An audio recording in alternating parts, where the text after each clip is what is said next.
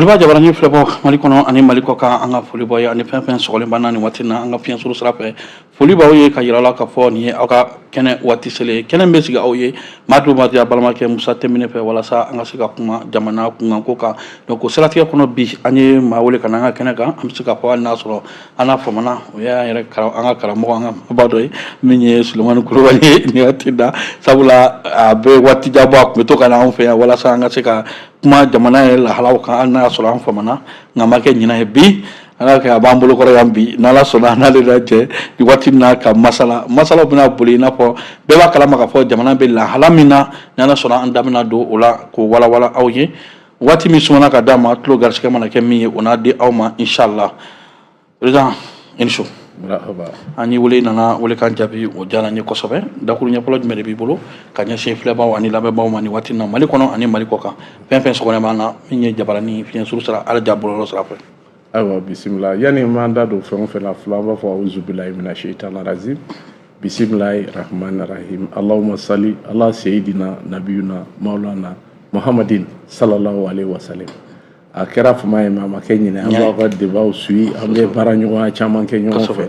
mais waati n'a cogoyaw don waati dɔw bɛ se ka kɛ préoccupation bɛ se ka k'anw ka niveau la et puis aw fana ka niveau k'o bɛ gestation na cogo min c'est pas facile an nana baro ɲɔgɔnya bi birikiden kelen b'an bolo ka da comme contribution jamanadenw ka u kulo garijɛgɛ mana kɛ min ye k'o d'u ma bi n'ala sɔnna n'ala sɔnna o siratigɛ kɔnɔ an tɛna dagiri buru mɛn basu ka na taa ko bila dagirinda la an y'a ye nin waati na surtout an bɛ peut-être a daminɛ n'u ye nin waati na an y'a ye o conseil yɛrɛ de wuli ka jɔ caman kɛ nin waati laban in kɔnɔna na kɔsa na an y'a ye a ye chèque dɔ di dɔw yɛrɛ ma ko somɔgɔw patora Itali donc o dɔw aw sera k'o baaraw kɛ kɔsa in na tuguni an y'a ye aw ni aw ka ministre tun bɛ ɲɔgɔn fɛ walasa ka se ka bɔgɔ dɔ fana su dɔ rapatrier ka na aw bɛ wuli ka jɔ la sanga ni waati est-ce que i bɛ se k'i da don o baara ninnu na fɔlɔ yani an ka don babu yɛrɛ kɔrɔ. Vraiment merci beaucoup i ka nin ɲininkali na bon a bɛ wagati jan bɔ ni activité ninnu caman bɛ yen nɔ nin de ye haut conseil taabolo ye an ka conseil de base Italie au président Mohamed Boune ale malien dɔ décédera accident de circulation na bon i b'a dɔn k'a fɔ n'an bɛ taa jamana ninnu kan an bɛ sɛbɛn wɛrɛw de ta pour que ka se ka yen sigi sɛbɛn ko nɔgɔya an bolo bon ale tun taara ale ye réfugié min don ale ko k'a bɛ bɔ kɔrɔnfɛla de la bon ala nana kɛ kasara nana sɔrɔ a décédera donc a somɔgɔw ma dɔn maintenant ka document de taara ni mɔgɔ minnu bɛ sigi ɲɔgɔn la ka document taara woloma k'a ye k'a dɔn k'a fɔ ko c'est un Sangare de Kita bon au conseil président bɛ yen nɔ Mahamadu Boune ye o information min ta a y'o bila ka na di Kati Kita 24 ma ka image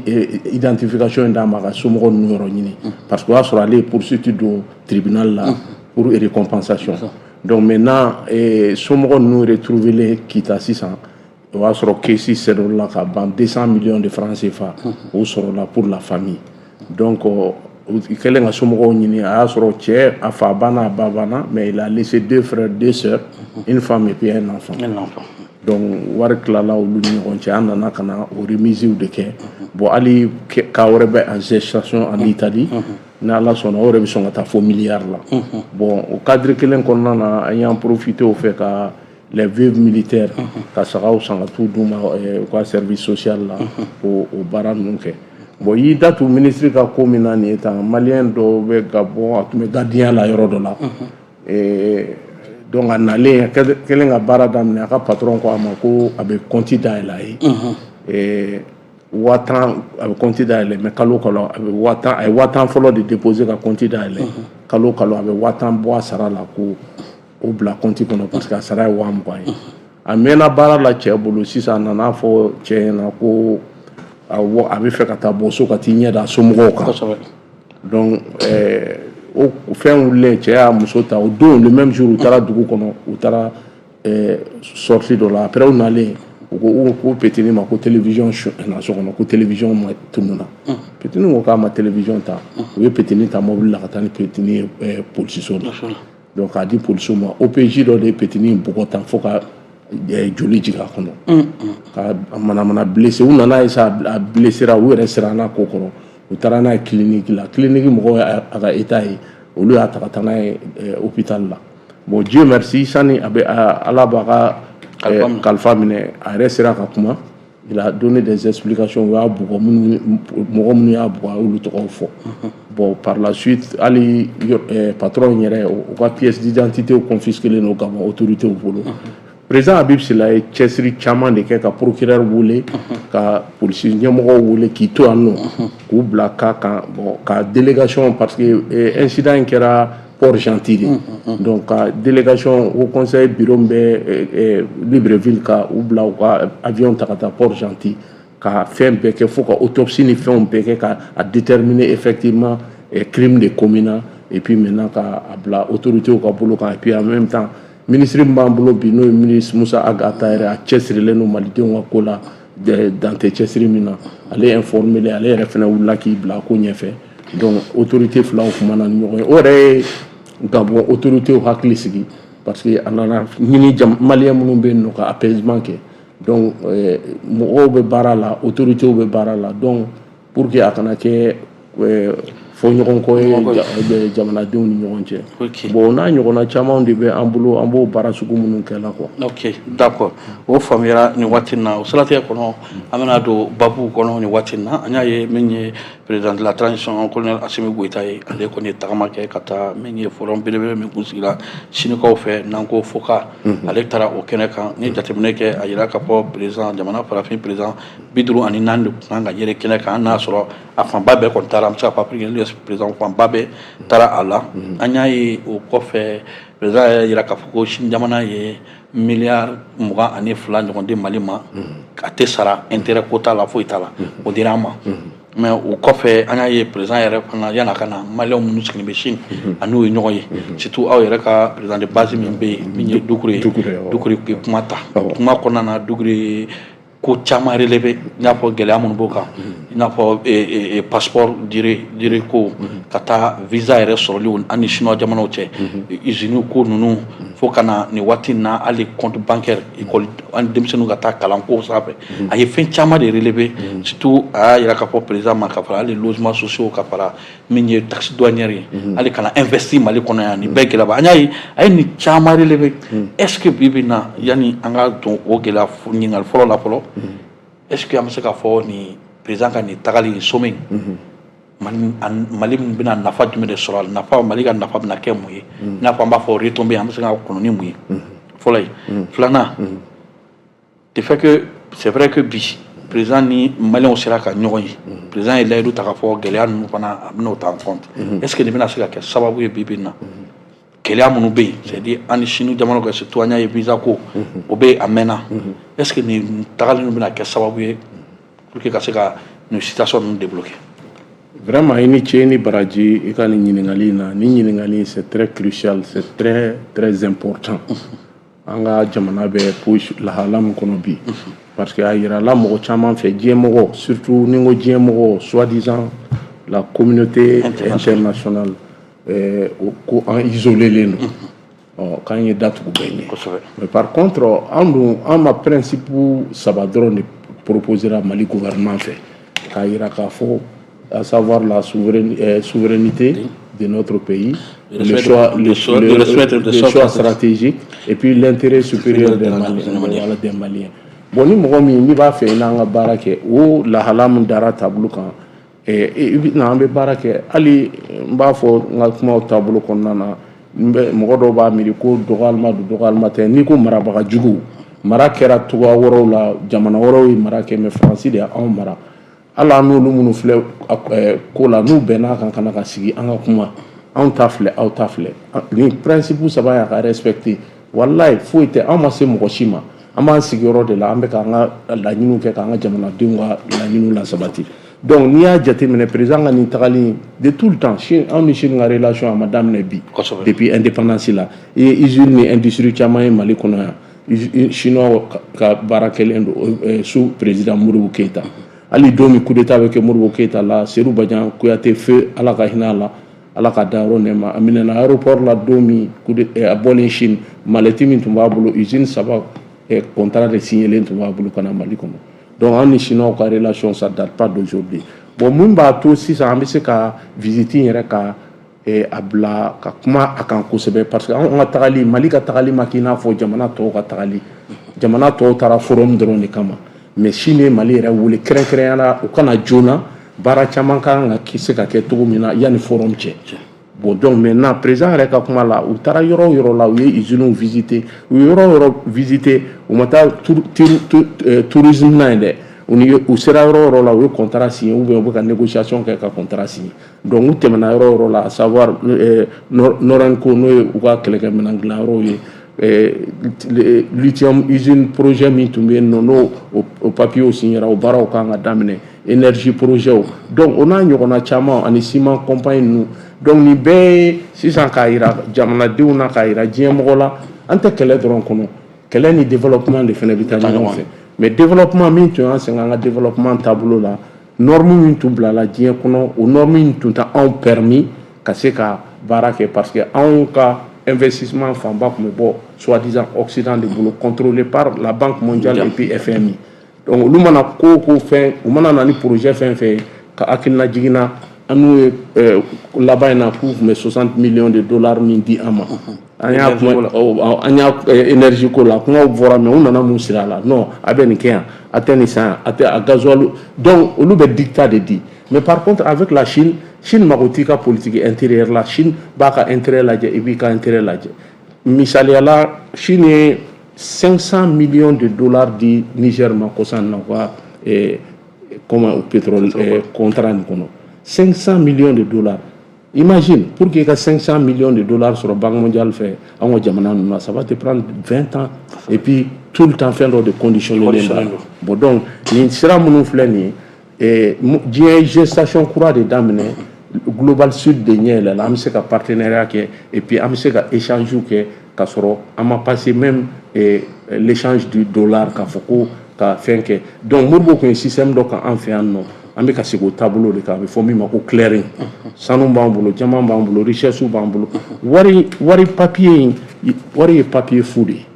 mais nafolomafɛn ye i ka asset minnu b'i bolo o de ye nafolomafɛnw ye donc olu minnu b'an bolo ani Chine bɛ se ka jago kɛ échange kɛ an bɛ se ka sanu compagnie dɔ bila min dɔ bila u ka bolo kan u bɛ nin hakɛ de an donc vraiment visite in tare do a kɛra sewa dan ye a kɛra bonya ye a kɛra karama ye donc je crois que a bɛna fɛn caman dayɛlɛ baara taabolo kan mais maliyɛnw k'a bila u kunkolo la k'a fɔ ko président taara ka contrat signé président kelen tɛ se ka nin baara kɛ dɛ maliyɛn k'i cɛsiri baara ma maliyɛn k'a dɔn ko baara de bɛ jamanaden ka yɛrɛma hɔrɔnya di Chine filɛ nin ye Chine ma jɔ kulonkɛ kan n'i ye muraille de Chine lajɛ 8000 kilomètres a bɛɛ jɔra a pierrew bɛɛ taara bolo de la k'a da su ma o se tun donc an ka wuli k'an cɛsiri min yɛrɛ bɛnna nin ko kɔnɔ kosɛbɛ qui est très rare en Afrique le transfert de technologie an bɛ baara ɲɔgɔn ni fɛn échange kɛ ni jamana caman ye mɔgɔ si pour la première fois quoi a permis sisan transfert de technologie an yɛrɛ bɛ se ka fɛnw bamayɛlɛma an fɛ yan o de ye richesse ye n'o tɛ tout le temps an b'a fɔ ko richesse minnu b'an fɛ yan olu bɛ produit brut ta olu b'a ta hakɛ minnu na ani u bɛna n'a raffinelen ka feere an ma a bɛ taa feere an ma siɲɛ 500 a taara hakɛ min na donc n'an yɛrɛ bɛ se ka transformer an yɛrɛ bolo yan sisan donc vraiment a bɛ se ka kɛ ko ɲumanba de visite in ok kumaba visite i bɔra k'a fɔ mais an y'a ye hali visite min yɛrɛ kɔnɔna na min ye nin waati na ministre de la défense y'a jira k'a fɔ gɛlɛya min fana tun bɛ an kan waati min Chine sɔnna k'ale ka minɛnw juru don an na yanni an ka wari sɔrɔ ka taa nin bɛɛ ye ko ye mais mɔgɔw fana bɛ k'i yɛrɛ se contrat signé tɛ i n'a fɔ i y'a fɔ cogo min c'est dire juste après le contrat an y'a ye président y'a jira k'a fɔ délégation présidentielle dɔw fana bɛna na taa tuguni walasa ka se ka nin bɛɛ concrétiser concrètement an bɛ se k'an sigi ni mun ye peut-être surtout plan militaire la i y'a fɔ visitew kɛra plan énergétique la c'est vrai bi an bɛ se k'a fɔ gɛlɛya bɛ yen hali n'a y'a sɔrɔ waati dɔ tun kɛra les gens quand même mɔgɔw tun ye amélioration constaté énergie la waati dɔ la k'a fɔ nɔgɔya tun bɛ ka na mais bi tuguni an y'a ye an bɛ ka segin tuguni o gɛlɛya kelen kɔnɔna na bon tile tombé concret jumɛn de bɛ se ka kɛ à part la signer parce que ka contrat fana signé veut pas dire que on va exécuter an bɛ se ka concrètement e yɛrɛ fɛ bi bi an bɛ se ka mun de sɔrɔ concrètement vraiment de cette visite du président. Merci beaucoup i ka nin ɲininkali la comme i yɛrɛ y'a fɔ cogo min ko an ka jamana ɲɛmɔgɔw kan ka segin ka taa au niveau mi ani Chine ka relation bora relation ordinaire la ka relation stratégique o de kama ambi signa kata ambi signa contrat munu signé flene onolu ti ɲɔgɔn sira la ambi signé kata anw mago bɛ fɛn fɛn la parce que i tɛ se k'a ye ko jamana développé len don dɔrɔn ko pays développé don a n'an dɛmɛ non ni dɛmɛ e mago b'a la yɔrɔ jumɛn na i mago bɛ mun de la a bɛ to fɛn dɔw bɛ Chine i bɛ taa sɔrɔ ko o ɲɛti tɛ k'anw ye mais exemple d'i ma par exemple neige bɛ k'olu ka yɔrɔ fanfɛlaw la ka machine minnu bila minnu bɛ neige bale o t'anw arrangé mais par contre anw bɛ sɛnɛkɛminɛnw ni fɛnw minnu ɲini donc fɛn minnu adapté len don anw ka réalité n'an ka besoin na u bɛna taa sigi k'o de da yira ɲɔgɔn na donc nin domaine de la an bɛna baara kɛ ɲɔgɔn fɛ contrat signéli a n'a a honoreli kelen tɛ o de kama n k'i ma n ko mɔgɔ kelen tɛ se ka baara kɛ n ko contrat ninnu signera maliyɛnw fana ka wuli k'u jɔ k'u cɛsiri baara ma an ka denmisɛnnin minnu bɛ kalan na yen nɔ président ye laɲini k'u fɛ u ka don chinois compagnie kɔnɔ u ka dɔnniyaw ɲini n bɛ min f'i ye diɲɛ sera yɔrɔ min na bi mɔgɔ si tɛ se ka bɔ kɛnɛma ka na jamana in développer anw maliyɛnw place la an yɛrɛ ka wuli k'an cɛsiri k'a jɔ maintenant i ye ɲininkali kɛ ko a kana kɛ contrat signé gansan ye a bɛna bali na parce que les Chinois sont pragmatiques olu t'i ka politique intérieure la ye olu t'i la ye soi-disant junte ou bien ni ye mun ye i ye jamana ɲɛmɔgɔ ye donc o bɛna an ta filɛ aw ta filɛ relation donnant gagnant donc a bɛ bali na k'a fɔ fo n'a a faute bɔra anw yɛrɛ la n'o tɛ k'a fɔ Chinois kɔni pɛrɛlen don investissement kama Chine bɛ ka taa cogo min na taabolo min kan u y'u ka économie n'u ka commerce dayɛlɛ k'a bila diɲɛ na n'i y'a ye Chine mɔgɔ caman il y a 4 grandes banques dans le monde actuellement les 3 sont chinoises une est américaine JP Morgan donc Chinois pɛrɛlen don investissement kama et puis u bɛ ka diversification kɛ ka bɔ système banque mondiale système in kɔnɔ ka contact direct kɛ ka relation ni jamanaw ni ɲɔgɔn cɛ. Ok bon i bɔra k'a fɔ aw fana kɔni bɛ min ye walasa ka se ka maliyɛndenw fana lafasa jamana kɔ kan surtout maliyɛn minnu établir bɛ jamana kɔ kan nin waati in na surtout kuma caman fɔra surtout an bɛ se k'a fɔ bi in na maliyɛnw kɔni o ka gɛlɛyaba min kɔni b'u sigiyɔrɔ la o kɔni ye tungarankew bɛɛ bi in na o ye gafeko ye puisque an y'a ye yen fana dugu ye relevé n y'a fɔ passeport ko b'a la visa ko b'a la hali n'a y'a sɔrɔ ministre des affaires y'a jira k'a fɔ désormais passeport biométrique nin bɛna bila mais a kan ka bila waati min o ma fɔ est ce que bi in na est ce que an bɛ se k'a fɔ nin doléance ninnu e yɛrɛ fɛ i bɛna se ka concrétiser bi pour que vraiment soulagement dɔ ka na parce que nin mɛnna an y'a ye wa sanga ni waati an ka tungarankew olu de bɛ nin kule kelen de bɛ fɔ don o don ɲɛmaaw ma ɲɛmaa fɛn fɛn mana tɛmɛ nin kuma kelen de bɛ fɔ l'aide bɛ taa mais ça a peine à bouger est ce que Zena le fait de parler à cœur ouvert avec un président surtout i bɔra k'a fɔ qui se soucie vraiment bɛɛ b'a dɔn tungarankew jɔyɔrɔ ye mun ye surtout ni cɛmancɛ fanga in kɔnɔ surtout ni wulikajɔ minnu kɛra tungarankew jɔyɔrɔ bonyana président yɛrɛ y'o reconnu est ce que an tɛ se k'a fɔ nin fana peut être bɛna kɛ déclic ye pour que kow ka se ka nɔgɔya u bolo yen nɔ ni waati in na. I ka nin ɲininkali in diyara n ye kosɛbɛ tɛmɛnen maliyɛn caman de y'a ka baara perdu a n'u ka statut perdu ni sɛbɛn ko ninnu kama a bɛ wagati jan bɔ an bɛ nin ta ka bin de la an ka autorités fɛ bon n'i nana jateminɛ k'a lajɛ vraiment an sera don min na i ko bi technologie développera comme an ka autorités yɛrɛ y'a fɔ cogo min denmisɛnninw b'an bolo aujourd'hui minnu bɛ an bɛ ka baara kɛ système min kɔnɔ a système taabolo u y'an ka fɛnw ta ka bɔ an yɛrɛ bolo de ka taa loger tubabu jamana ninnu kan o de ye gɛlɛya y'an sɔrɔ kosɛbɛ n'i y'a lajɛ hali i da tu passeport ko kuma min na passeport tun bɛ hali canadiens bolo an tɛ k'a fɔ k'an b'u k'u sankɔrɔta mais o waati passeport contrat tun bɛ kɛ à 60% tun bɛ verser jamana ma trésor public la n'a ye passeport appliqué passeport wari yɛrɛ bɛ verser jamana wagane kɔnɔ donc maintenant prestataire ta bɛ d'a ma mais gouvernement malien tun bɛ 60% ta mais malidenw de y'o contrat ta ka bɔ u bolo kɔnɔ ka taa bila Jean-Yves Le Drian denkɛ ka bolo kan ka taa contrat loger hali bi fan filɛ don min na bi yɛlɛmaba ma don dɛ n'i bɛ passeport sara appliqué i bɛ taa wari sara Ecobank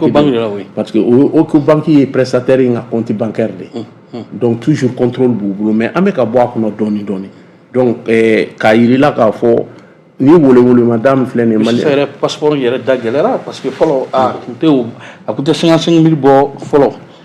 et puis 60% tun bɛ na jamana kɛsu kɔnɔ ni contrat in na a ta da gɛlɛyara non seulement u y'a gouvernement bɛ wari min sɔrɔ 60% min sɔrɔ a la u nana yɛlɛma k'a kɛ 18500 de kɛ passeport par passeport Mali gouvernement bɛ min sɔrɔ mais a wari bɛɛ bɛ vu que a wari bɛɛ bɛ verser prestataire ka compte kɔnɔ c'est à la fin de l'année que prestataire bɛ n'o ta k'o lasegin o lasegintɔ fin de l'année la qu'est-ce qu'ils disent ko passeport diplomatique ni passeport service minnu dilanna gouvernement ye ko hali olu yɛrɛ ka juru bɛ gouvernement na donc wari 100% bɛ ta la de ka bɔ kɔfɛ gouvernement tɛ dɔrɔmɛ kelen sɔrɔ a la malidenw tɛ dɔrɔmɛ kelen sɔrɔ a la donc tu as vu combien ko tiɲɛyɔrɔ cayara a tiɲɛ acteurs cayara et puis maintenant ni an nana don système min kɔnɔ a b'aw maliyɛn de l'extérieur de affecté kosɛbɛ mɔgɔ dama min y'u ka statut perdre mɔgɔ dama minnu nana bamakɔ yan n'u bloquelen bɛ nin cas ninnu kɔnɔna bon ni dun y'a lajɛ gɛlɛya min bɛ jamana kɔnɔ yan n'i y'a ye relative stabilité ni dɔ bɛ jamana kɔnɔ maliden minnu bɛ kɔfɛ n'u bɛ wari bila ka na ka denbayaw balo k'u ka responsabilité assumer o kɛlen don ka pression ba de ta ka bɔ gouvernement kan de passage an m'en profiter ka gouvernement de transition fo vraiment u ye malien de l'extérieur bila bolo kan bi an bɛ se k'a fɔ vraiment a kɛra bonya dan de don donc président Habib Sila yɛrɛ bɛ cadre min kɔnɔ bi malien de l'extérieur a un trait d'union entre la communauté malienne et puis les autorités. Donc il y a le président a visité la Chine, au conseil des maliens de l'extérieur présent, comment dira au demain. Donc il m'a colossé si ça mangante malien union qui a été mangambaye malien de l'extérieur tableau comme donc Chessri Chaman de Kera, ministre ka Chessri Bola, président ka Chessri Bola, président Habib Sila ka Chessri Bola. Donc an bɛ laɲini kɛ maliyɛn den bɛɛ lajɛlen fɛ fɛn fɛn sigilen bɛ kɔfɛ a ye na an ka baara kɛ ɲɔgɔn fɛ minnu bɛ haut conseil kɔnɔ minnu tɛ haut conseil kɔnɔ a ye na an k'an bolo di ɲɔgɔn ma an ka jamana in sankɔrɔta an ka se ka jamana in bɔ ɲɔgɔn na. Ok an ka se ka jamana in bɔ ɲɔgɔn na o bɛ kɛ sababu ye an bɛ taa nin waati in na an ka deuxième thème kɔnɔna na min ye géopolitique ye nin waati in na n'an y'a ye gɛlɛya caman bɛ jamana in kɔnɔ lakana bunako kan surtout kabini tɛnzan waati ta in kɔfɛ an y'a ye min ye Ukraine olu kɔni ka c'est de renseignement ɲɛmɔgɔ bɔra ka yira k'a fɔ olu nɔ yera ka banbaciw dɛmɛ walasa ka se ka jamana min ye Mali faamaw k'olu bonɛ u ni na n'u ka partenaire an y'o ka ambassade bi Dakar o fana kelen fɔra ni tile filanin fana na an ɲɛ b'a la ko CSP mɔgɔw ni Ukrainien mɔgɔw fana ko kɛlen bɛ ka déclaration dɔ kɛ ko don nataw la olu fana bɛna collaboration kɛ walasa ka se ka est-ce que sisan ni géopolitique min bɛ ka kɛ an kan ka jɔrɔ k'a fɔ bi puissances de bɛ fɛ ka na bi ka min ye Sahel ka se ka olu fana transformer bi ka kɛ u ka foro ye yɔrɔ min u bɛ n'u yɛrɛ affronter parce que généralement puissance ninnu tɛ ɲɔgɔn affronter directement in n'a fɔ mɔgɔw b'a dɔn cogo min nka don o don bɛ intermédiaire de sɔrɔ walasa kana se k'u ka kɛlɛw kɛ est-ce que bi bi in na an kan ka jɔrɔ nin situation na ka kɛ an ka jamana kɔnɔ. Musa i ni ce i ni baraji nin sujet est très très capital n ye conférence caman kɛ nin kan ale bɔra ka ɲininkali min kɛ ko kana anw baara kɛ u ka lieu de confrontation ye problème min b'anw da la a tɛ puissance filaw ka kɛlɛ tɛ o problème min b'anw da la diɲɛ tɛmɛna phase de fɛ k'a daminɛ esclavage la ka na colonisation na ka na néocolonisation na donc an donnen filɛ nin 21e siècle min kɔnɔ i b'a jateminɛ pour que tubabu bɛ don i kan u nana don an kan ni barbarie dɔw min bɛna an fɛ yan ni colonisation u nana don ni bible de tun b'u bolo kɔnɔ ka na Jomo Kenyatta yɛrɛ ɲuman na k'u nana ko an ka ɲɛ tugu ko ka dɔnkili da ka Ala wele an ɲɛ tugu ka dɔnkili da ka Ala wele an b'an ɲɛ yɛlɛ tuma min u ka bibiliw b'an bolo kɔnɔ an ka dugukolow b'u bolo donc colonisation ka taa sigi 1884 ka taa ɲɔgɔn ye anw ma ɲininka an hakilina ma t'a la jamana ka taa décider dɔrɔn ni de tout était permis comment dirais-je Bismarck allemand ka chancelier min ye fɛn organisé Berlin Faransi dugu dɔw tun b'ale bolo donc pour que ka Faransi nous apaiser u fɛn ka na colonisation tout était permis 1884 sommet in na ni le sommet de Berlin qui a fait la répartition de la répartition de l'Afrique a ye taa Afrique kɔnɔ a bɛ se ka fɛn fɛn ta a y'a ta mais n'aw donna yɔrɔ o yɔrɔ ka na se n'a y'a sɔrɔ tubabu jamana yɔrɔ wɛrɛ bɛ yen nɔ a b'o k'a kɔ dantigɛ donc anw ma ɲininka anw ma fɛn kana bi an taabolo kan k'an ka jamanaw jeni k'an ka masakɛw faga k'an ka culture ta ka bɔ an bolo maintenant an ka dugu jukɔrɔ fɛnw parce que u ye san 400 de kɛ traite négrière la ka u ka jamana ninnu développer ka sow jɔ ka building jɔ ka usine jɔ mais usine jɔlen ka ban matériel jumɛn bɛna kɛ ka usine fɛ la révolution industrielle donc a matière bɛɛ bɛ bɔ Afrique de donc o de seginna ka na ni recolonisation balkanisation ka na yɔrɔw minɛ an yɛrɛ coloniser an sigiyɔrɔ kɔnɔna na fo u t'an cɛ bilen ka taa n'a ye en tant que commodity en tant que marchandise ka na sisan ka na an kɛ jɔn ye an sigiyɔrɔ kɔnɔ anw y'olu ka marafɛnw ye an ka dugukolo n'an ka dugujɔrɔmafɛnw bɛɛ y'u ta ye donc sisan u y'o phase min kɛ o phase fɛnɛ banna ka na néocolonisation na u yɛrɛ tɛna bilen u ye u sigi ka u ka chef d'état africain ninnu ka cellule dɔ créer a bɛ fɔ min ma ko cellule de l'Élysée qui est directement rattaché à la présidence rattaché l'intérêt français gouvernement président de ka dictat bɛ k'a kɔnɔ donc chef d'état ninnu k'u kelen sélecté k'u sigi a b'an ka nafa kɛ a b'aw sigi fanga la cogo min y'aw diya hali n'a ye jamanadenw oppressé k'u comment dirais-je k'u ka fɛnw suɲɛ ka fɛn fɛn k'u la anw b'a ɲɛ tugu a kan foyi tɛ bɔ a la an b'a kɔkɔrɔma don c'est pourquoi i b'a ye Afrique kɔnɔna na bi i bɛ président dɔw ye san 42 u bɛ fanga la san 40 u bɛ fanga la dɔw ye san 27 kɛ tant que n'u ni nanzaraw bolo bɛ ɲɔgɔn bolo foyi t'u sɔrɔ mais les jours que i bɛ commencer ka a fɔ ko i bɛ bɔ ka taabolo kɔnɔ dɔrɔn u b'u fosi ka bɔ i kɔrɔ l'exemple en date Idriss Déby denkɛ min filɛ nin ye Mahamad Déby ale n'u ye ko caman kɛ hali G5 Sahel la ale de y'an empêché ka se ka présidence minɛ mais kɔsan na u y'a essayé ka premier ministre succès Masara imposer ale kan u taara a bila ni Congo Kinshasa président Tshisekedi ka sigi ka négociation kɛ donc ka cɛ labɔ ka na k'a kɛ cɛ kɛ premier ministre ye a yɛrɛ ye livre dɔ sɛbɛn k'u y'a imposer a kan ko ka premier ministre sigi a kun donc bɛnkan kun ye min ye u bɛ élection fictif organiser ka Idriss Mahamad kɛ président ye mais a mana mandat kɛ après nin bɛna relève ta mais ale élulen dɔrɔn a ye i débarrasser ka bɔ cɛ dɔ in na ka a yɛrɛ ka premier ministre ta mais sani a b'o kɛ tuma min a ye Russiw ka contingent dɔ wele ka na pour que k'a ka sécurité personnelle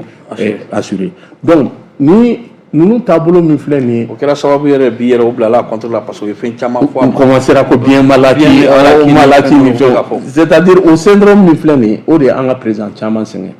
voleur volé o b'i ka jamana suɲɛ ka taa n'a fɛn ka investissement k'olu fɛ ka sow san u ka yɔrɔ la bon maintenant ni i commencera ka désister o kɔrɔ dɔrɔn une simple ONG o de bɛ wuli dɔrɔn ko Transparency International o de bɛ wuli droit b'o bolo ka tɛmɛ hali gouvernement kan ka taa juge dɔ fɛ dɔrɔn ka plainte don dɔrɔn et puis droit b'a bolo u bɛ ka fɛnw saisir d'accord ma ban ni justesse de kɔsɔn don ko fɛnw suɲɛna jamana de bolo a y'a minɛ jamana de ta don aw ta tɛ a b'a lasegin mais olu b'a minɛ k'a ta k'u sigi a kan k'a k'u yɛrɛ ta ye donc olu ONG ninnu ka u ta bɛ bɔ a la o bɛ wari tɔ verser trésor public français kɔnɔ an bɛ don min na i ko bi Afrique chef d'état fila bɛ yen u ka avion saisilen don France gouvernement fɛ Congo Brazzaville président Denis Sassou Nguesso donc o ye Nigeria fana président ka avion présidentiel saisi oui donc c'est pour te dire que mɔgɔ minnu an ka africain Nigeria de fana ye puissance économique olu yɛrɛ mais pourtant le Nigeria quand même je pense c'est une colonie anglaise bien mais o bɛ taa yɛrɛ sɔrɔ France bolo cogo di fo ka taa o ka avion parce que Nigeria taara yɛrɛ sɔrɔ ko kɔnɔ komi nin bɛɛ b'i ka ɲininkali in kɔnɔ hɛn parce que janfa min labɛnnen bɛ ka na an ma donc Nigeria taara yɛrɛ sɔrɔ CEDEAO kɔnɔ CEDEAO mun ni OTAN ka officine sigilen b'a kɔnɔ n'i ko OTAN i ye John ko fɔ i ma Amérique ko fɔ ni France ninnu ko fɔ bon n ye min fɔ France ka système min bɛ ka fɛn dɔ bila jamana ɲɛmɔgɔw kun kan k'u manipuler k'u bila u ka baara k'u ye Nigeria président filɛ nin ye Tinubu a kun bɛ États-Unis na a kun bɛ Chicago de a impliqué don affaire de drogue ko dɔ la blanchiment d'argent ko dɔ la il a même été trouvé coupable il a plaidé coupable au jugement b'a kun kan et puis faux diplôme ko dɔ bɛ yen donc maintenant vu que o problème ninnu bɛ yen u b'o a utiliser k'a bila a k'u ka baara kɛ donc i m'a kɔlɔsi sisan ale yɛrɛ kɔsan na u kɛlen k'a ka avion saisili min kɛ il commence à se rendre compte a y'a ka chef d'état-major des armées blanches Niger. O yɛrɛ bɔra ka sanfɛ CEDEAO kan ne yɛrɛ o ye ne dabali ban kosɛbɛ. Bon ni de b'a yir'i la. Parce que y'a yira k'a fɔ ko surtout ni État du Sahel jateminɛ ce sont des États qui se battent proprement pour le terrorisme et ils ont vu que vraiment les terroristes sont fabriqués et financés par la CEDEAO. A ye ne dabali ban ka sɔrɔ olu ka président de CEDEAO yɛrɛ. Bon ni mɛ min yir'i la quoi sisan. Et puis chef d'état-major Moussa et c'est un Aoussa. Oui. Ani Niger chef d'état-major min sigira ka kuma c'est un Aoussa ou ma kuma anglais la ou ma kuma n'u ka langue locale de la. I b'a jateminɛ c'est pour k'a yira farafinw na quoi de manière endogène n'an kɛra an yɛrɛ ye k'an sigi ka kuma an yɛrɛ dama ni ɲɔgɔn cɛ k'an ka problème résolu ka sɔrɔ tubabu da ma don a la CEDEAO da ma don a la négociation ma kɛ a ka don an yɛrɛ dama ni ɲɔgɔn cɛ o de AES force ye maintenant i ye menace min fɔ nin ko menace nalen bɛ ɲɛsin an ma ne ye nin menace ye conférence caman k'a kan autant de nalen bɛ ka n'u sigi an da la u nana ni recolonisation de l'Afrique qui ne dit pas son nom quand ils ont déstabilisé la Libye ka jigin n'o armement n'o kɛlɛkɛfɛnw ye ka bande sahalo-sahalienne bɛ déstabiliser ka taa fo golfe de Guinée a kɛkun de ka o contrôle créer an fɛ yan nɔ i b'a kɔlɔsi i b'an ka déplacer fɛn fɛn n'u bɔra u ka villagew la u bɔra yɔrɔ fɛn fɛn la i b'a sɔrɔ a sous-sol ninnu bɛɛ c'est riche France ye 100 ans de k'an fɛ yan Kidal anw tɛ don plus de 10 ans u bɛ ka sanu ta ka bɔ n'a ye a contrôle tɛ mɔgɔ bolo ka aéroport de high standing créé Kidal kɔnɔ financé par l'aménagement. C'est pour te dire conglomérat de quoi. Assimi présent, Assimi a illustré l'autre jour en Chine. C'est l'alliance de la force des mal qui se sont réunis, les terroristes, le pouvoir colonial, l'OTAN, pour venir les coloniser. Parce que Femindo, survie de dos, nous survie de dos en bolo. Le général doit faire le contre pour le destin de l'Afrique et de la France en France. On va destin béni. Donc, pour ni ne b'a yira la olu tɛ se ka balo n'anw tɛ o olu ka survie bɛ anw de bolo donc sisan anw de b'an positionner France assemblée nationale ye u ka commission de défense et des armées u ye fɛn dɔ kɛ audition dɔ kɛ le 7 février 2024 a audition kɔnɔna na u ye compagnie saba wele ka na compagnie fɔlɔ expertise France compagnie filanan CDI compagnie sabanan GEOS mais yɔrɔ a bɛɛ bɛ expertise France donc u ka activité caman bɛ anw fɛ yan nɔ bon mais i b'a jateminɛ organisation publique militaire et privée de do quoi u b'a daminɛ des ONG de l'installation des ONG fo kana se entraînement militaire ma u bɛɛ bɛ expertise France ka cadre kɔnɔ mais c'est étatique donc association organisation filanan o ye DCI ye o ye mixé entre privé et public mais u bɛɛ ka baara ye baara kelen ye société militaire privée de do minnu bɛ yaala ka France ani multinationale française ani international ou ka intérêt défendre mais min b'anw intéressé kosɛbɛ o ye GEOS de bon ni commission in a kun présidé bɛ Jean-Pierre Coubertin-Fon o de ye commission in présidé GEOS in b'anw intéressé yɔrɔ jumɛn na GEOS de filɛ nin ye l'ancien chef d'état l'adjoint chef d'état-major de l'armée française c'est un colonel il est à la retraite mais ale de ye ni compagnie directeur ye GEOS de bɛ Côte d'Ivoire port aéroport zone aéroportière port Boué au bɛɛ contrôle bɛ ni compagnie au gérance bɛ ni compagnie de bolo les salariés wari fɛn fɛn bɛ don marchandise fɛn fɛn bɛ don a fɛn donc alors que société militaire privée de don donc i bɛna kɔlɔsi sisan ale ka intervention na a ko mutation géopolitique min bɛ nalen sisan u nana ye Faransi ani force tubabu jamanaw ka armée sigili Afrique kɔnɔ yan ce n'est plus populaire jamana ɲɛmɔgɔ yɛrɛ seko tɛ dɛ jamanadenw majorité t'a fɛ parce que an y'a ye anw ka expérience ye min yira an na san 10 ni kɔ ninnu bɛ anw fɛ yan u ma deli ka dɛmɛ an fɛ participation ka opération foyi kɛ tubabu jamana Europe yɛrɛ jamana 17 de tun bɛ anw fɛ yan donc n'i ye jamana tɔw fara o kan sisan jamana dɔw yɛrɛ tun bɛ Mali la ko Bhutan e b'a dɔn Bhutan bɛ yɔrɔ jumɛn ninnu nana ni ninnu bɛɛ kana sigi an da la yan mais kana lajɛ anw ka situation au lieu que a ka améliorer dɔ de bɛ fara a la kan donc anw ka ɲɛmɔgɔ ninnu nana u sigi de k'a jateminɛ parce que olu de bɛ fɔlɔ na kana ye vraiment mɔgɔ min bɛ kɛlɛ ta kana s'i ma i tɛ se ka t'o fɛ yen ko kana ko k'i dɛmɛ ko kɛlɛ laban Donc il y a un fameux conversation qui s'est tenue entre Laurent Fabius et le ministre des Affaires étrangères Sergei Lavrov. Quand on a résolution des Nations Unies pour que kana serval la kana Mali demain. Aye Lavrov voulait couper la résolution de Kuba ni Russie fait Russie kana ka droit de veto fait. De Lavrov femme mais c'est pour venir aider le Mali non. Mais naturellement on va opposer la trop dit. Nous on a veto mais ce que je n'ai pas compris aye mo armée ka Kadhafi fera ka Kadhafi Libye déstabiliser ka armement ta donuma olu de nale fle malla abena le kabena ko kana olu kele malla ko ne tika se ko de fa i ba ka jabi don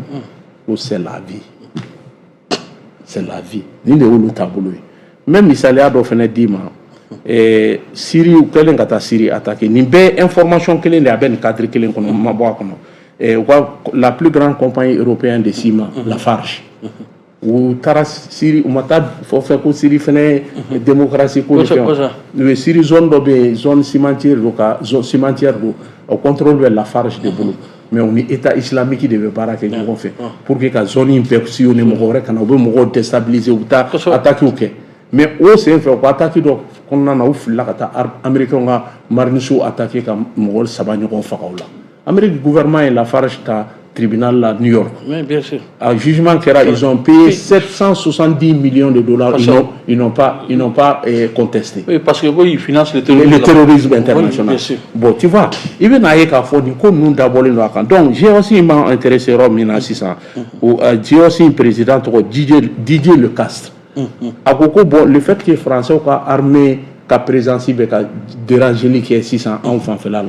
Il y a un gouvernement français fait un contrat que nous lui société militaire privée tenu tout le Cana ou nous installation nous dit installation qu'a armée officielle nous maintenant on nous de manière hybride au corps des 600 mots quand nous identifier à l'oubli local ou recruter qu'à faire ou opération que ni a kolosi j'ai aussi de tout mais ka ministre ka bazimbe gao ani ou bazimbe menaka ministre ka système informatique contrôle bec manager une compagnie qui est alors que compagnie privée militaire bon maintenant il va kolosi aluye ou ka mo la wulili mke sa ka bo port go fa fa la non fa ou aller ka explication de ne ou na base militaire bas de créer non ou les structures donc logistique là où c'est kata pour entraînement nous ka bara ou beko basique on nana bien terrorisme ani comment dirais-je communauté internationale autant militaire ou non le militaire ou va entrer ou les bases militaires doivent créer jamais dans l'histoire du continent de l'Afrique de l'Ouest mais ils ont créé là donc on devait créer ça au-delà au décaire puis comme là pour que la base militaire créée donc autant teza waten attaquer bena igri là ka foko bébé n'a qu'à ça faut ni mo mi ban ka donc à fo djihadisme ko kelete en fait terrorisme ko kelete en fait c'est-à-dire mouvement de la Bénin pour la recolonisation de l'Afrique maintenant force multinationale de l'alliance des forces du mal de fara la nyonga Ukraine de bora ko ko muna Ukraine ni Ukraine fo ibe kuma autant de camps. Mais bien sûr, plus que l'Ukraine est du gouvernement, les États-Unis français de fait, tout autant de beaucoup fournir en matériel. En matériel. Même en armes et même en ressources humaines aussi. Bon, merci. Donc, il va donc, l'Ukraine utiliser les cas, l'Ukraine qui est vitrine. Wado ka fon tezawaten kele mo chama shu chama bora law to shu chama minena dugu chama mo minena ivoirien bala sénégalais bala mo chama ne minena ni ko konnana donc maintenant pour que ka olu yɛrɛ couvert ou bien Ukraine bila ka bɔ mais min y'a la fɛn ma yɔrɔ ye sisan Ukraine ambassadeur bi se k'i sigilen to farafin jamana kɔnɔ ka nin déclaration ni jamana min Mali ni Sénégal yɛrɛ surtout ka histoire si tu prends l'histoire mais an bɛna kuma o kan n'Ala sɔnna mais k'a yira k'a fɔ ko ka bɔ officiellement ɲɔgɔn ma deli ka kɛ diɲɛ kɔnɔ ka bɔ officiellement k'a fɔ anw bolo donna na et puis dɔwɛrɛw bɛ kɔfɛ ka na donc alors que il be Europe lajɛ Ukraine ni Russie la ka kɛlɛ la tubabu jamana bɛɛ ma fara ka Ukraine ka Russie kɛlɛ mais e t'anw farafinw lajɛ anw tila ka fara tubabuw de ka Mali kɛlɛ mais non parce que ni yɛrɛ kun kan ka kɛ ambassadeur yɛrɛ kun man ka si hali Sénégal normalement mais ni kɛra tubabu jamana na n'a y'a sɔrɔ farafin dɔ de nin revendiquer ka ɲɛsin autant pays dɔ ma est-ce que o bi bi nɔ ambassadeur yɛrɛ tun bɛ to président bɛ yen Tumani Jime Diallo an ka ambassadeur français a ma kuma jugu yɛrɛ fɔ assemblée française la ko dɔrɔn ko u y'a wele de ka na commission de wele ka n'u ɲininka u ka présence G5 Sahel l'Afrique impact ni importance jumɛn b'a la donc maintenant a ko vraiment a minute de silence demandé commission fait fɔlɔ ko bien vrai que il n'est pas la police du débat ou la minute de silence fait donc a eu félicité ou ka intervention na an'u ka participation na mais a ko légionnaires bɛ ka comportement dɔ kɛ Bamako yan nɔ qui donne laisse à désirer a tɛ Faransi honoré donc maintenant u ka a lajɛ u ka baara k'o kan a ka kuma fan n'a ba bɛɛ filɛ u ye président wele président an ka ministre affaires étrangères bila ka taa comment Dramé Cɛbilen Dramé oui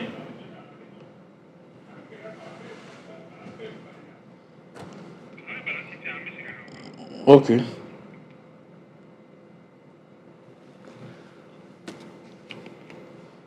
courant de tigɛra donc basculer la batterie kɛ b'a sɔrɔ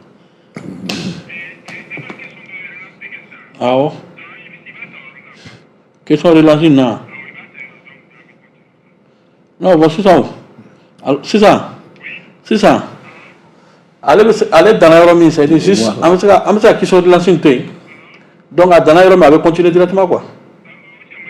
o cɛman ya c'est bon c'est bon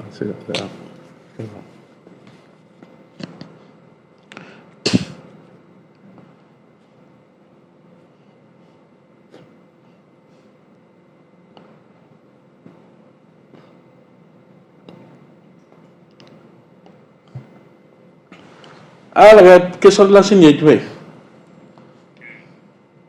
ah ok attends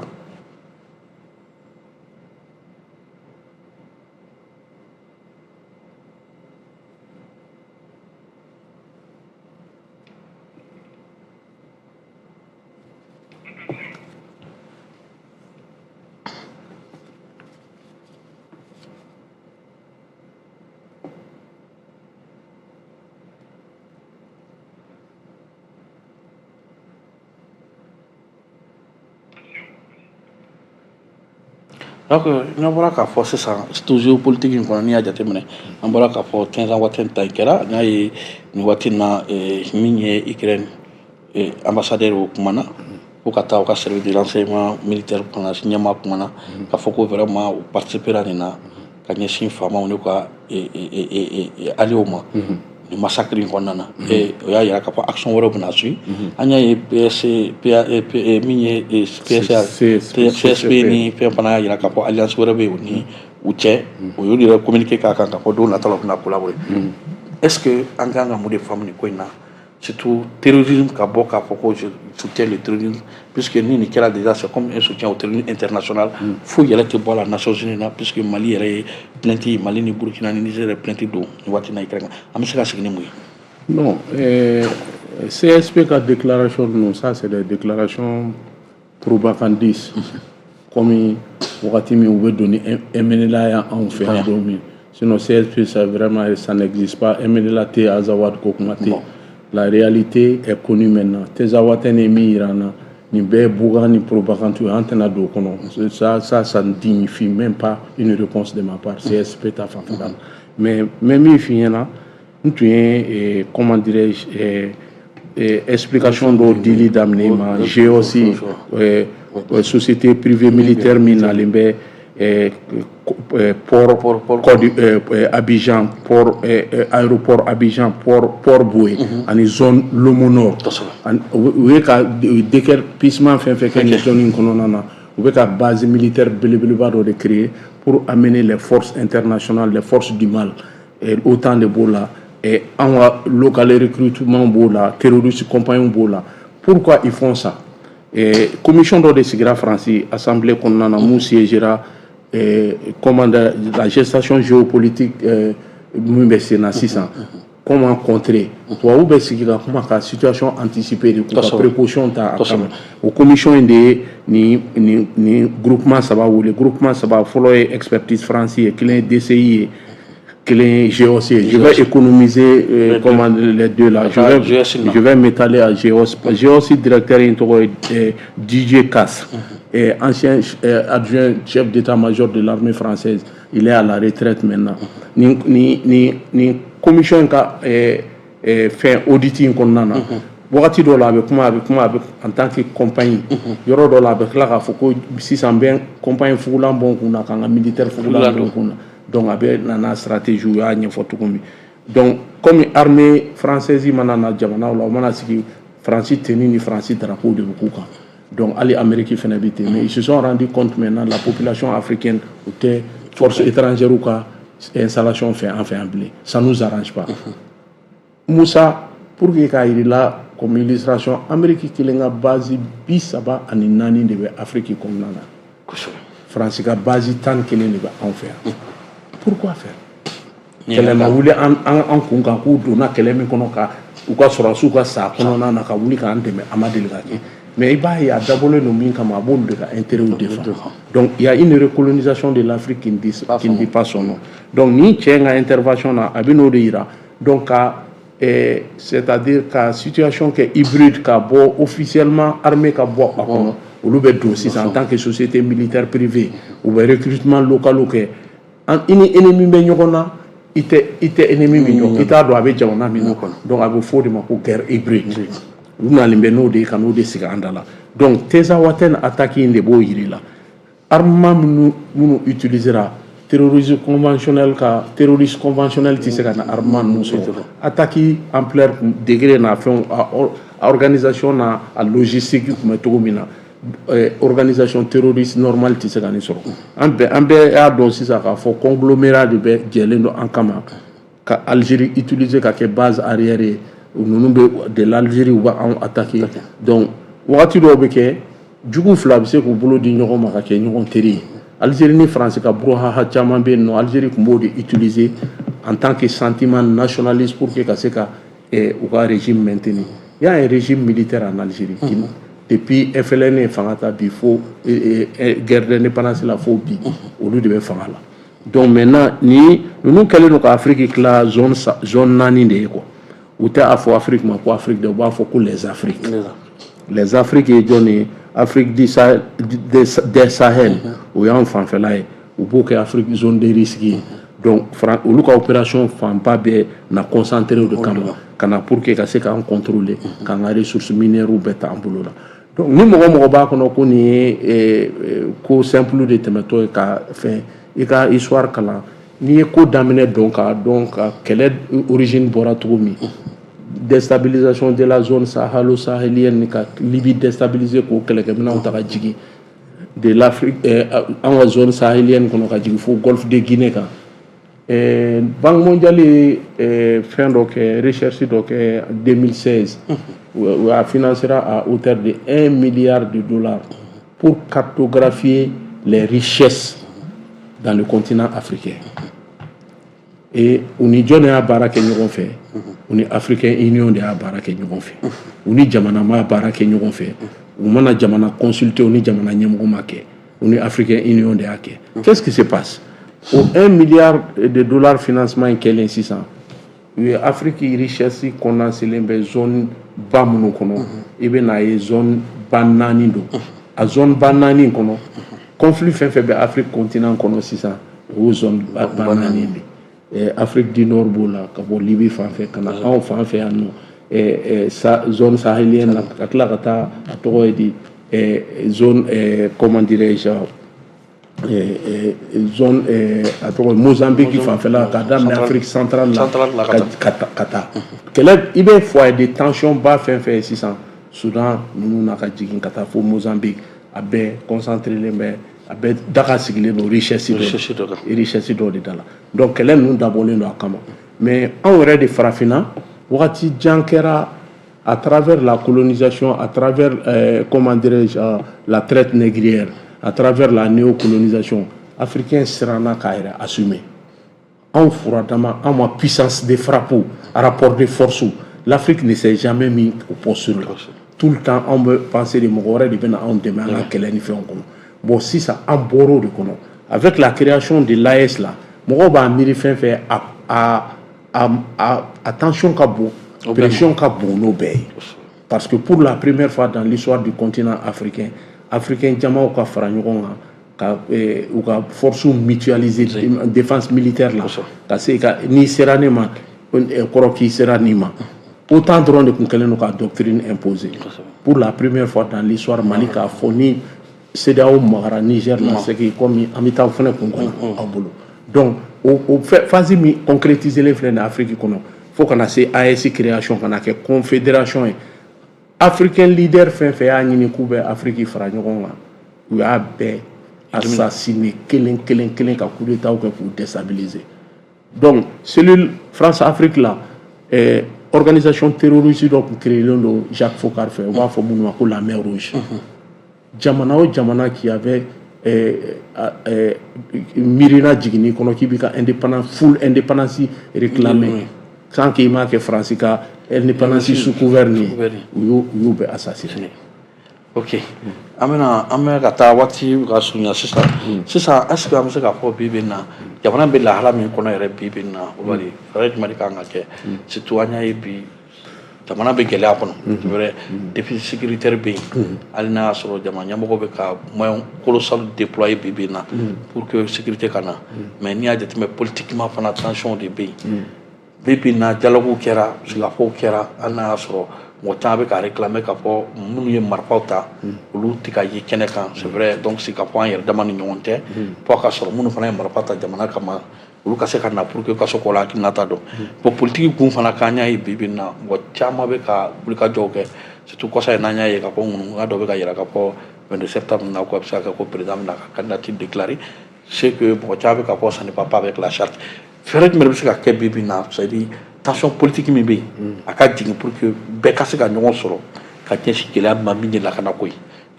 no bola to be se kana Moussa quand on parle de tension politique au jamana de biolo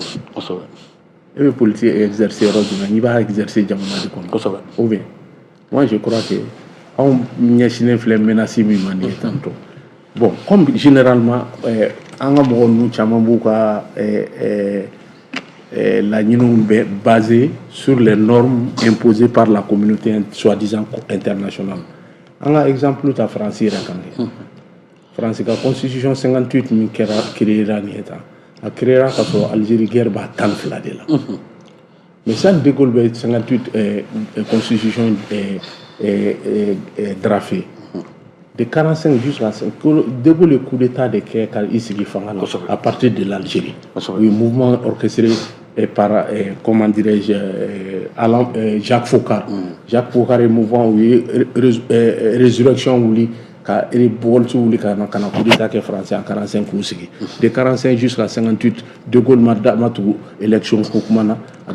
politique Kokumana, a première concerne la paix et la sécurité. Parce que l'armée est française.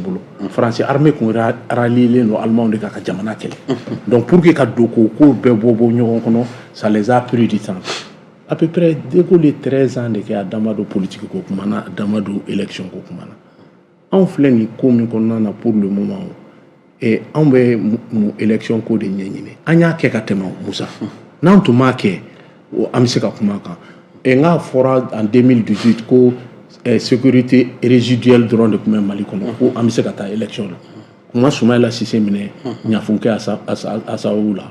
bon Albert Einstein pour la définition de l'insanité bi ko kelen kela togomi abika keka te ka résultat nyimandi ma toujours be espérer résultat pour le moment est-ce que moko kanga ma ambition politique ka moko manga kuma jamana be buna ko munga nga faire que 600 anga jamana ere la kanda folo ou des priorités maintenant iko gelea Gélé est wajibi de haut. On a une économie de guerre. Un partenaire nous tous mes baraques nous fait nous en institution nous là. Oui mafia doit de créer qu'on a un contrôle du jamais vu dans l'histoire de notre continent, surtout de l'Afrique de l'Ouest. La CEDEAO a été utilisée comme au lieu que CEDEAO organisation politique et ka jamanadenw ka hakilina n'u ka aspiration kɛ la CEDEAO a été utilisée comme branche armée ka Occident ka kɛlɛ kɛ d'accord coup d'état ni fɛnw ka kɛ protocole additionnel comme o yɛrɛ bɛ fiction créé lɛ an k'o faamuya mais a tɛ CEDEAO charte fan foyi kɔnɔ ko k'a fɔ ko ka frontière fermée ni coup d'état kɛra jamana kɔnɔ i ka jamana institution i ka jamana tɛ participer réunion foyi de la mais o y'o bɔ yen ka tila ka mun fara o kan tuguni fo ka na UMOA k'o ta k'o utiliser ka don CEDEAO cadre kɔnɔna na c'est de la mafia qui est toujours orchestrée par l'Occident mais anw tun a kun ma ɲɔgɔnma ye anw fanfɛla la bon anw ɲɛmɔgɔ minnu nana comme ils sont de connivence avec ces organismes soi-disant ko organisation internationale donc olu b'o o système kelen de utilisera contre nous les Africains donc an ka gel compte d'opération bloqué ça n'a rien à voir avec la CEDEAO donc ni de b'a yir'i la k'a fɔ o hakilina ninnu wajibi gɛlɛyaw bɛ na mais yiri fɛn fɛn ni i bɛ fɛ k'a turu ko pour que a ka suma ba di e yɛrɛ tɛ se ka sira yiri kɔrɔ dɛ donc an ka sɔn an ka sacrifice kɛ an ka gɛlɛya in kun gɛlɛya in ka kun tiɲɛ kan dɛ parce que a ka kun tiɲɛ kan o de ye kuma ye tiɲɛ ye yɔrɔ jumɛn ye la majorité jamanaden ka majorité ka hakilina de bɛ ka kɛ ka baara kɛ jamana in kɔnɔ yan bi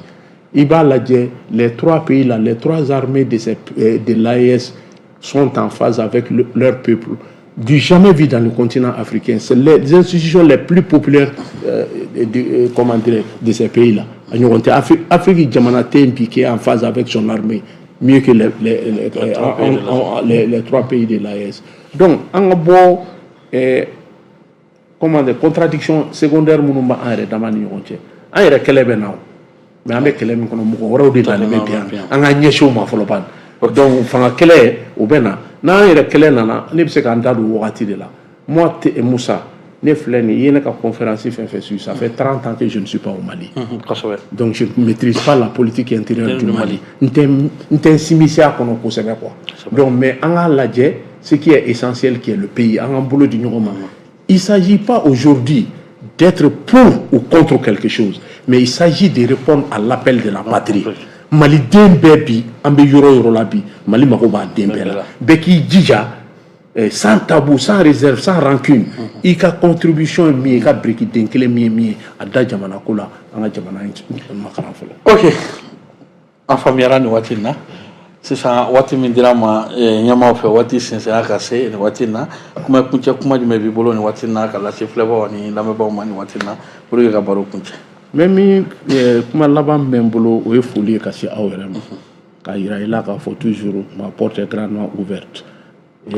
ni jamana ko kɔni don moi je n'ai pas d'affiliation politique ne bɔra yan k'a sɔrɔ